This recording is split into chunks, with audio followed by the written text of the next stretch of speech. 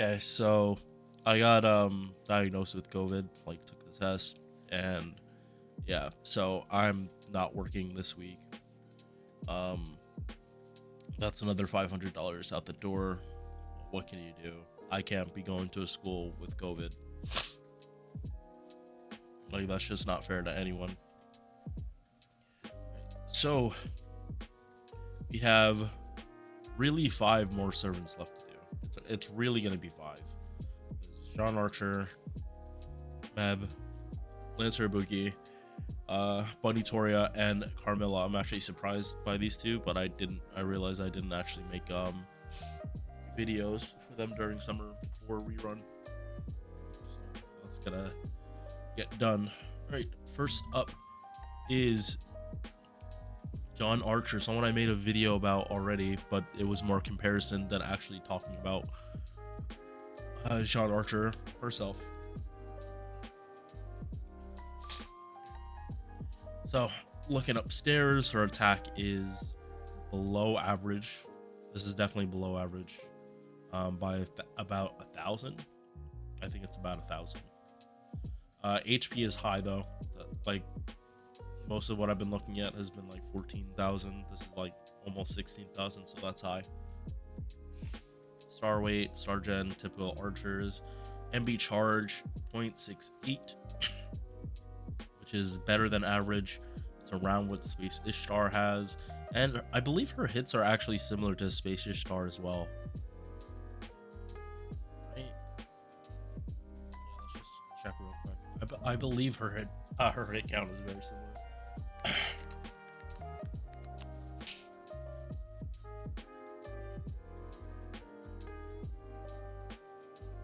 Oh wow, they have almost the exact same hit count. Okay, so in terms of looping or MP region, I think Space Ishtar and maybe a little better. Uh, yeah, a little better than Space Ishtar. Whether it's through the MP or through just like straight up buffs, she should be getting more than Space Ishtar. Yeah. So these hit counts good. Um, you don't really ever need to hit the quick card because she can gen stars without it. All right, first skill is a 30% arts buff, 30% uh with 2 hits of invincibility, and this lasts for 5 turns. This is actually really good. This part being on a 5 turn is like really good. Because normally like invul is like 6 turns. So this like and you can't waste this. It's very hard to waste this because it's like 3 turn duration, 2 attacks. Um yeah, good skill. Basic, but like it has the turn cooldown to justify it.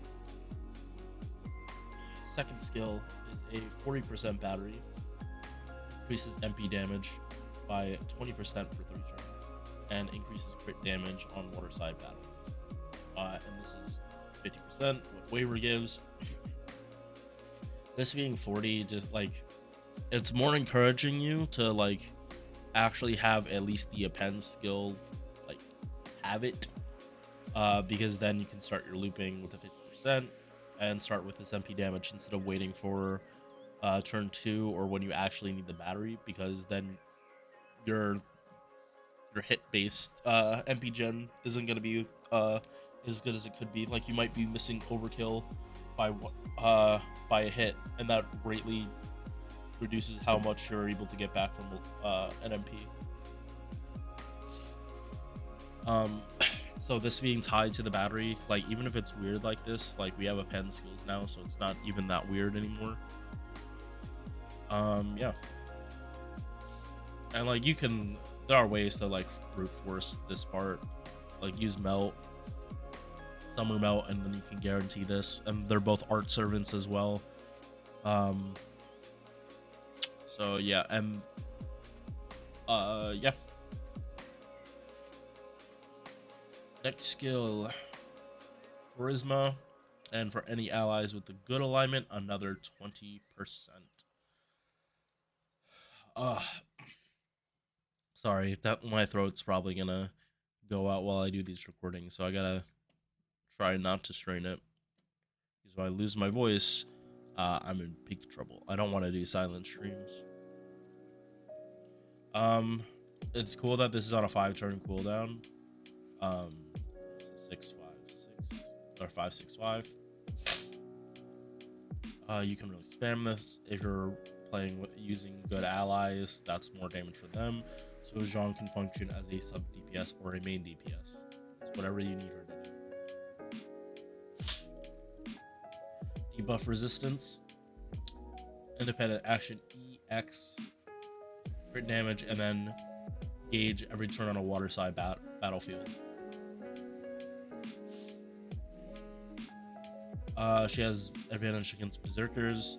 That might help her in terms of looping, but this is what you need to be going for. This comes before everything. You need to get this because it doesn't matter what level you have your battery skill leveled. As long as you have this, you can adjust how much you're leveling this based on your needs, like whether you need to go the full 20 or if it's just 10. It depends on how high you're leveling that Jeanne's battery skill. Because again, it starts at 20. Most likely you're going to go up to 60. So the closer you can get this to 9, the better. It means the less you have to level this skill.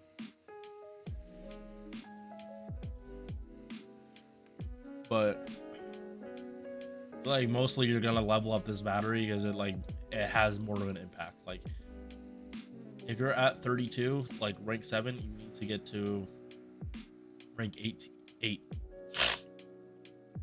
But if you go to 9, you just have to go probably around 4. So yeah. All right, NP 4 hit AOE, and then grant stars every turn. This does add up. Like 30 stars is like if you spam this, you'll be getting 30 stars a turn, and it makes it easier and easier and easier to keep looping your MP and like always have stars. And the more stars you have, even though this is an arts team, the better your regen will be. You'll be able to spam your MPs a lot easier by utilizing or by being able to spam this like a lot. Like for that reason, like Reigns is like really good because like you pop Reigns first, then whatever other support, then Jeanne Archer last. You might be looking at overcharge 400. So that's 25 stars off like the first couple turns. And then if you're able to loop it at all, you don't even have to loop it like all the way back up to here. Like even getting around 10 or 15, that's still a whole lot of stars that you're probably going to be critting everything. You're probably not going to not crit.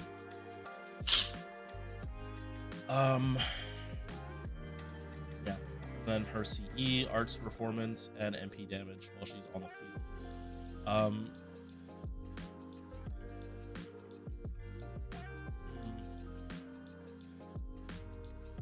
Sucks she doesn't have an arts buff here. That would make her a lot better because then she might be able to get 50% with CE, but that doesn't matter. Should you summon for Jeanne Archer? Me personally, I wouldn't do it just because I have an MP5 Zenobia, and like one of the first videos I made, they're very, very comparable. Zenobia just plays better into crit DPS if you can get her enough stars, while Jeanne Archer, like, she makes the stars, but she only has 1 crit buff, so definitely in face card damage, Zenobia blows her out of the water. If we look at the CEs from this event, they're not really good. Like, this is okay, but it's split definitely more to HP than attack. This one I'm not a fan of either. Yeah, like the CEs for this one sucked. Yeah, that's my thoughts on Jeanne Archer. I think she's good. I think, but me personally, and I'm biased, I think Zenobia outclasses her in a lot of situations. All right. I will see you guys later. Peace.